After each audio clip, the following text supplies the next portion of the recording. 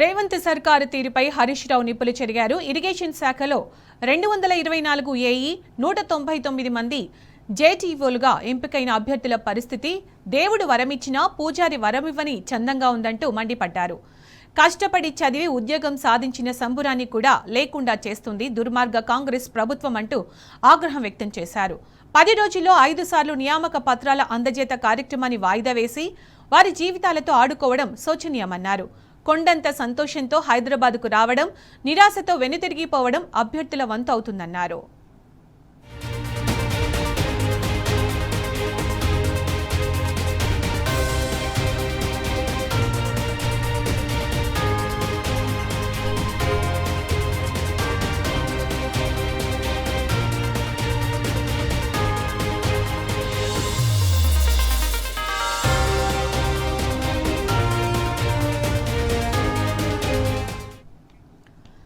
పెళ్లి పేరు చెప్పి 10వ తరగతి ఫలితాలు వాయిదా వేయడం, పూటకు కారణం చెబుతూ నియామక పత్రాలు అందజేయకుండా తిప్పి పంపడం రేవంత్ రెడ్డికి ప్రభుత్వానికి అలవాటుగా మారిందన్నారు. ప్రచార ఆర్భాటం పక్కన పెట్టి ఉద్యోగాలకు ఎంపికైన అభ్యర్థులకు వెంటనే నియామక పత్రాలు అందించాలని రాష్ట్ర ప్రభుత్వాన్ని డిమాండ్ చేశారు. బీఆర్ఎస్ హయాంలో ఇచ్చిన ఉద్యోగ నోటిఫికేషన్లో ప్రతిభ చాటి ఏఈ జేటీఓలుగా నియామక పత్రాలు అందుకోబోతున్న అభ్యర్థులకు హరీష్ రావు శుభాకాంక్షలు తెలియజేశారు.